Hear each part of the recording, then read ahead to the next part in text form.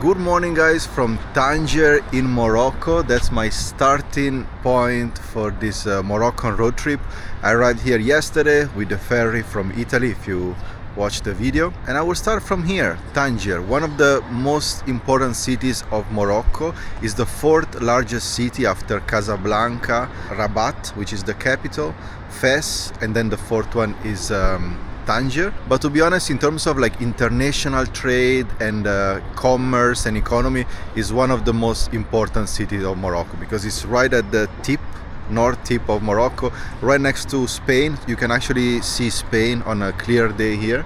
And I'm staying now in this area, which I think is the modern area of Tangier. Like you see a lot of development, a lot of modern building. It's a very beautiful area because it's right next to the beach, so people exercising, walking, just relaxing. It's a great atmosphere. And 2 kilometers from here there is the old town, which is the Medina, is right there. So from here I'm gonna walk all the way there and explore the old town of Tangier.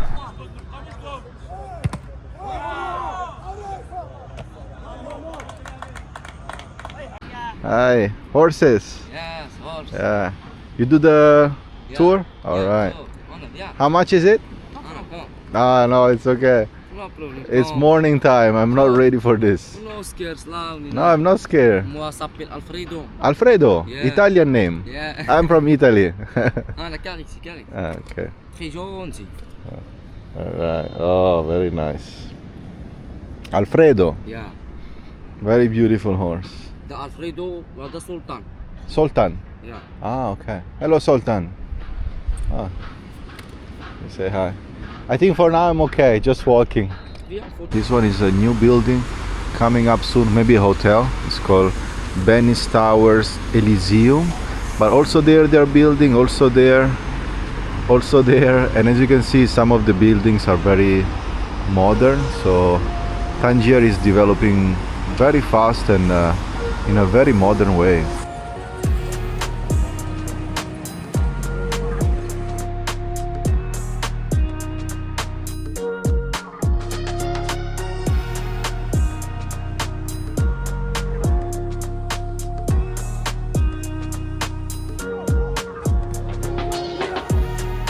That's so funny, man. This is the fake version of the Cavalli Club from Roberto Cavalli. They even copied the logo, but it's called Cavalli Club. I don't have many plans for today. I just want to walk around Tangier and experience the city, go to the Medina and just walk around. But there is one thing that I really want to do, just one goal for the day, and it's to visit the tomb of Ibn Battuta. He was probably the most influential Islamic traveler of the entire world of history, so it's a very popular and very important figure, and there are many things named after him. For example, the airport in Tangier is the Ibn Battuta airport. There are many shopping malls. Even in Dubai, when I was living and working there, one of the major shopping malls was called Ibn Battuta, and I used to go there a lot, but I never wonder what's the name about, I never research. And then before coming here to Tangier, I was doing some research and I discovered that Ibn Battuta is actually from here. He was born here and he also died here, and there is his tomb here in the Medina, and I want to pay respect and appreciation for what he has done. I will tell you more about him shortly because it's a very interesting character.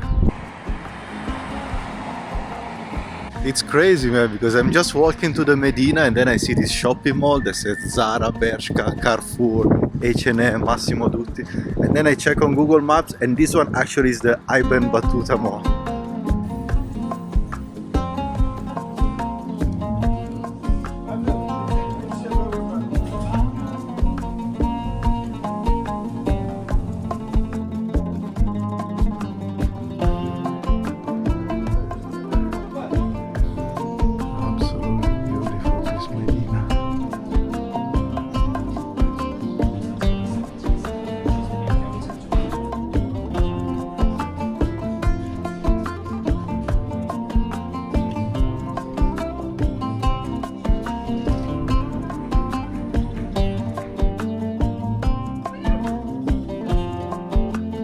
This one is Ibn Battuta, so I think the tomb is very near. Hello. Battouta? This way? Okay. Shukriya. This little kid is guiding me.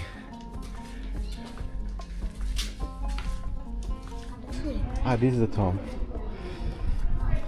Ah, nice. Ah, it's closed. Yeah. Yeah, I heard on Google that many times it's closed, most of the time.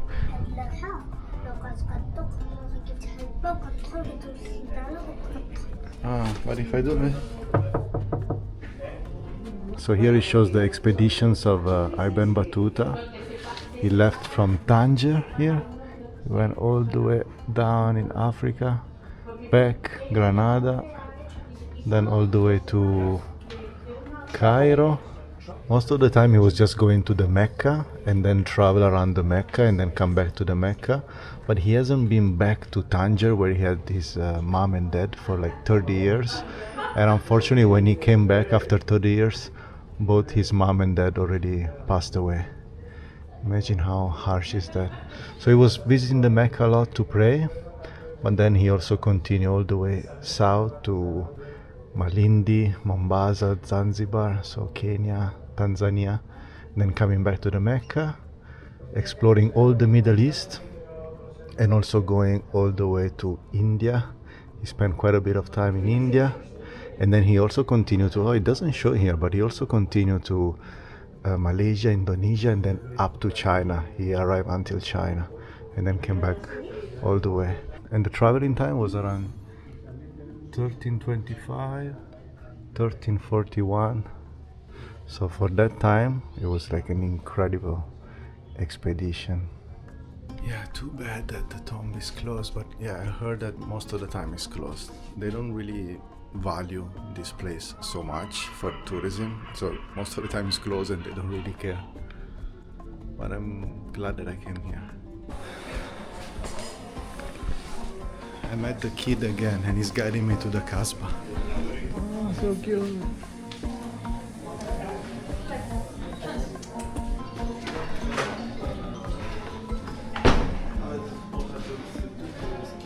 The Kasbah is basically a fort to protect yourself from invaders and foreign attack. And the Medina means like a city, like an old city, historical center.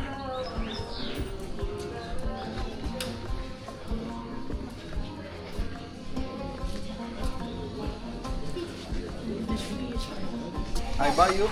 You want something? Okay. One. Okay.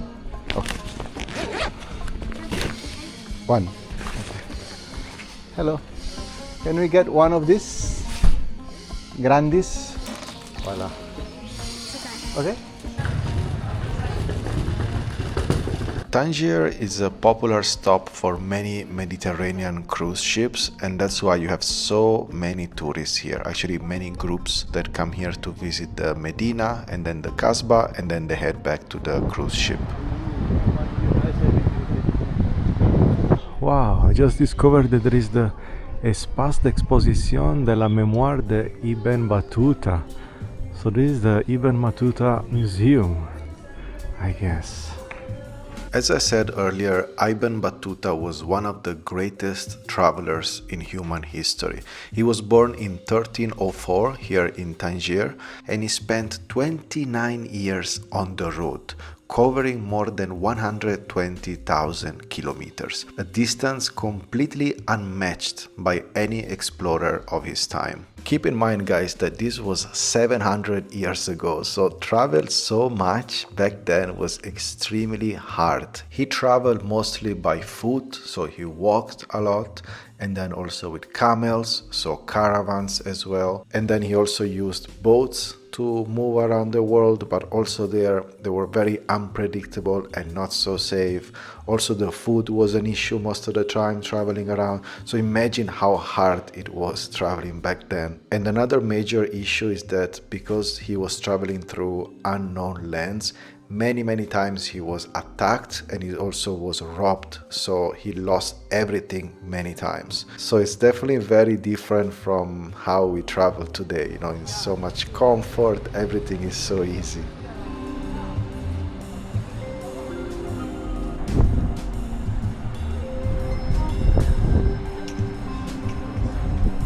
During that time, there were other travelers that were more interested in conquering other countries and other people, but Ibn Battuta was different. He traveled out of curiosity, faith in God, and a desire to understand the world and other cultures. He spent many years in Africa, in the Middle East, in India, in Southeast Asia, and also in China. And then later on, when he came back to Morocco, he also wrote a travel book called The Rila, where he explained and documented all his travel, the different culture and the different people that he met. And his book became one of the most important historical documents of the medieval world. His book became so important because keep in mind that back then nobody knew how was the rest of the world. Nobody had the chance to travel and to explore other culture. Many people might think that Ibn Battuta was rich and that's why he was able to travel around the world, but in reality he was not rich at all. He was just well educated because he was trained as Islamic scholar, in particular in Islamic law. So everywhere he went around the world, he was very valuable for many people, especially for the rich people, the rulers, the governors, the king.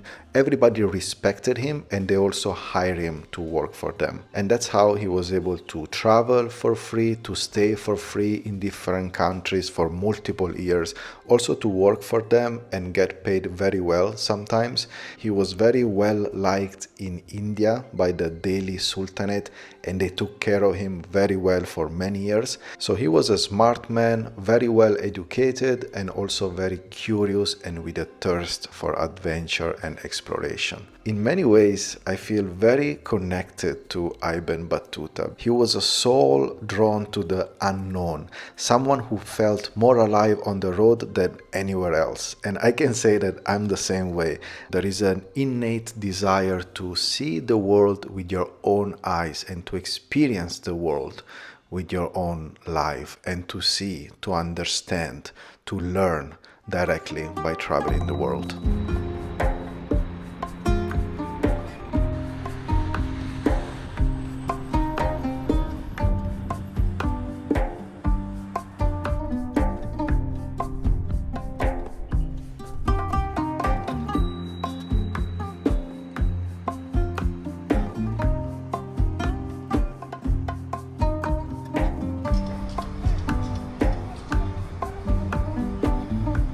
This one is the Tangier Marina Bay International. It's like a little pier with also some shopping mall next to it, some luxury apartment, and it's right next to the old Medina.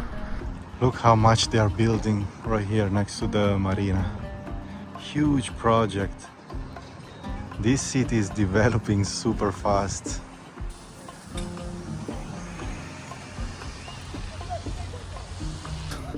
They kicked me out of the marina because it's still under construction and the security say no, you cannot come here.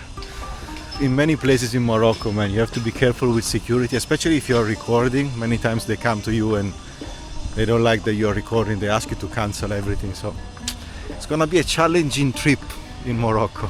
I have to be careful recording.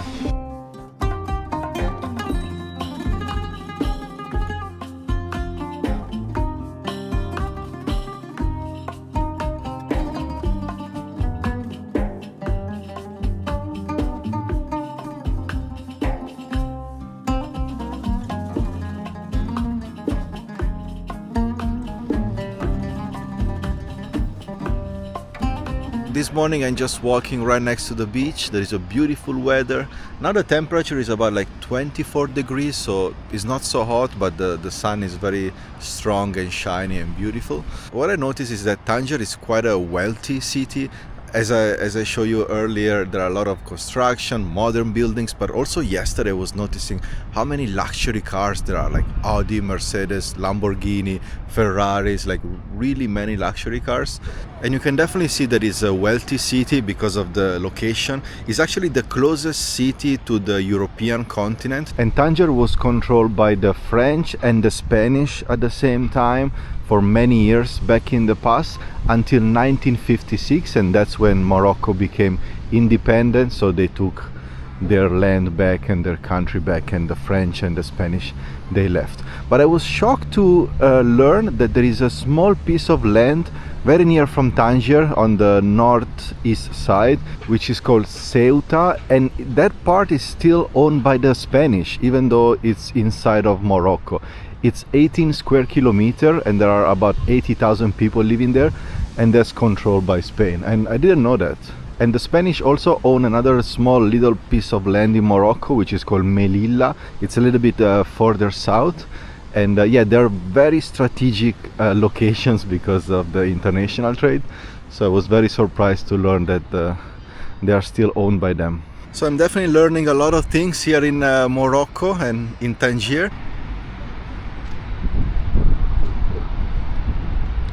If I'm completely honest, I haven't been feeling like so well mentally already since I was in Italy, but then I was hoping that coming here to Morocco I will switch.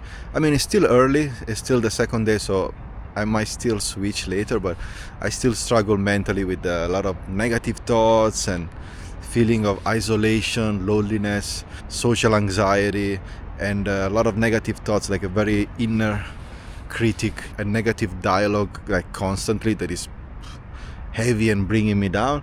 I mean, I don't want to bring that energy to you. That's why I'm trying to just stay positive, record, even though I'm not really in the good mood to record.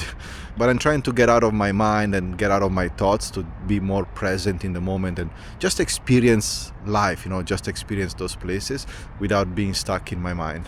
I guess it's also a little bit of depression that I've been carrying with me for a few months now. But man, mental health is a bitch, because you can be in the most beautiful place, like even now I'm in Morocco, I'm free, I'm with my own motorbike, I can travel the country. I should not have worries and, you know, nothing to care about or worry about. But if your mind and your inner dialogue is negative, or if you have like depression, it doesn't allow you to enjoy, you know, it doesn't allow you to enjoy the experience, to be fully present. And I thought I would share it with you because I know I'm not the only one. So many people struggle with mental health, and I thought it's better to be honest and open instead of just hiding and just go around and show you the road trip and the country without addressing how I'm really feeling inside. But as I said, I'm working on it, and I'm also trying to be less in my head and more in the real world. So I hope in the next days I will feel better.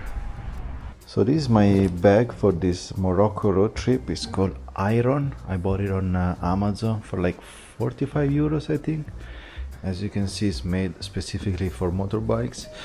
It's 50 liters, as you can see here. Waterproof. And still, when you close it, now I will close it, it looks super small, but it's very spacious. Then I have this little backpack from Decathlon, my jacket and my helmet. That's it. So you close it like this, and then you also let the air out from here.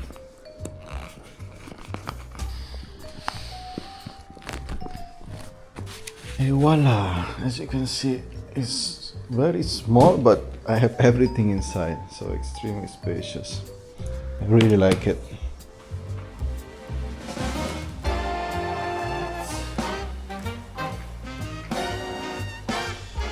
Here we are. I didn't use it for 2 days. Voila.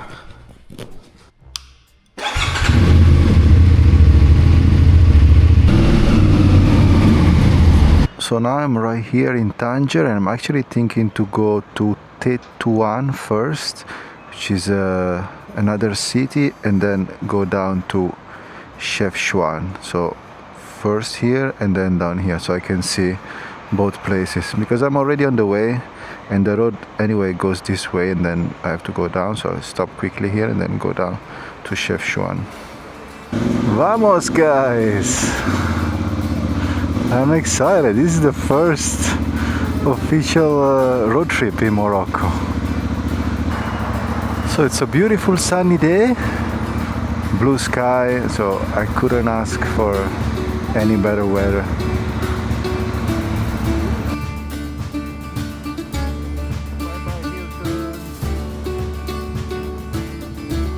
So from Tangier to Tetouan is about 60 kilometers, so maybe in an hour or so I should be there.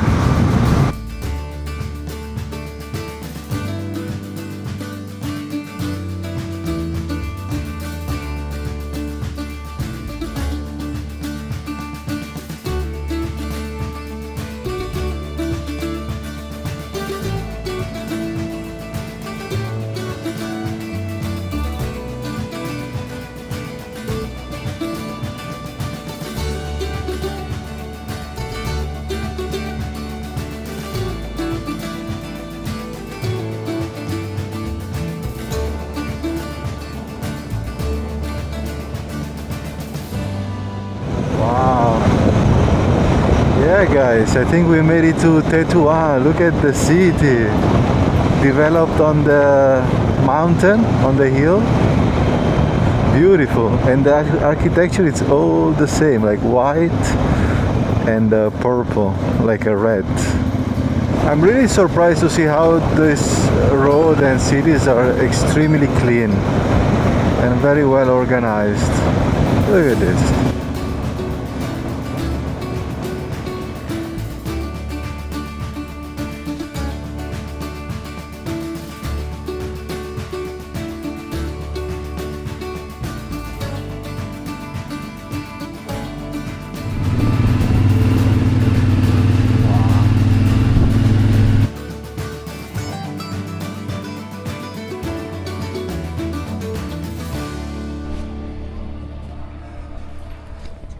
So I made it to the Medina of Tetouan, which is actually a UNESCO World Heritage Site. It's one of the most beautiful Medinas in Morocco.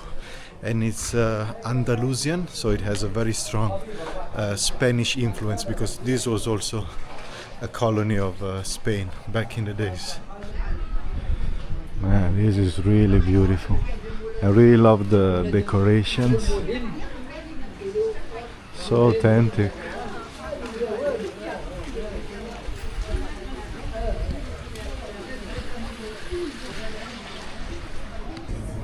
Now look how many bees there are on this cake.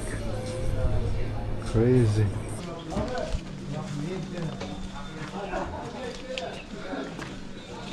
In Morocco you find fresh bread everywhere. Look at this. How good it looks.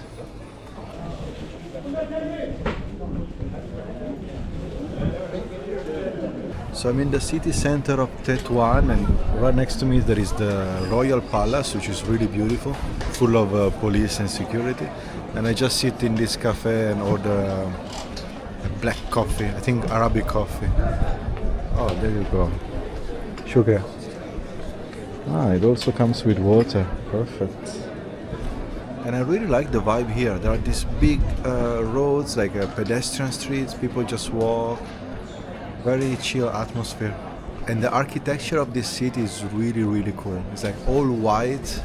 Some parts are green, some parts are blue. After the coffee, a gentleman approached me and told me that I must see the synagogue of Tetouan, and he started to show me around and told me to follow him.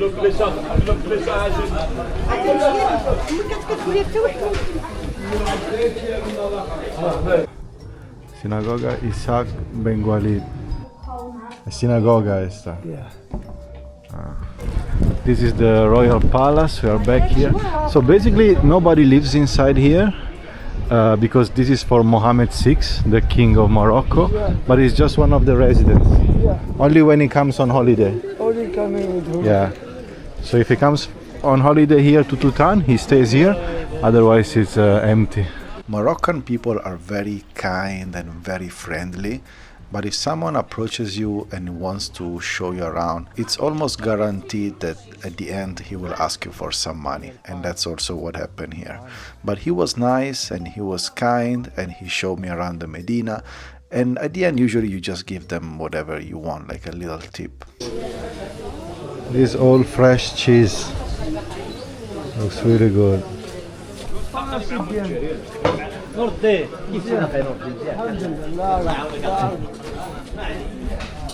Everybody knows you. Everybody knows you here, huh? I know, yeah. What is your name? My name Nordin. Nordin. Nordin. And you? Gabriel. Gabriel. Gabriel. Un hombre brasileño.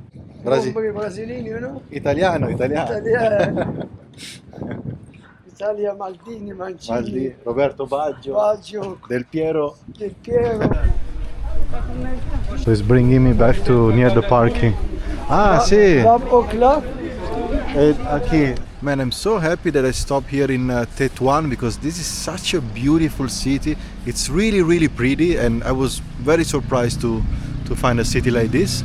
But I have to go. I spent like a couple of hours just walking around, but I really have to go now because I have to go to CHEFCHAOUEN, and it's gonna take me 63 kilometers from here, so Google Maps says 1 hour and a half, and I have to check in there, so I really have to go.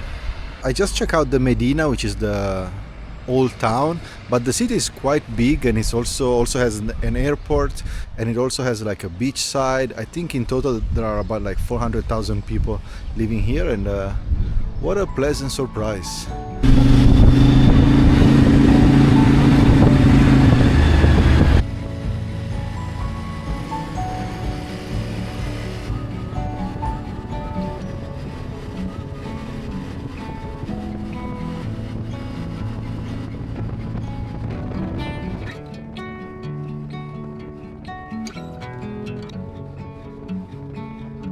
And that's all for this video, guys. I'm going to end it here, and then stay tuned, because in the next video we are gonna ride to CHEFCHAOUEN, which is one of the most beautiful places in Morocco.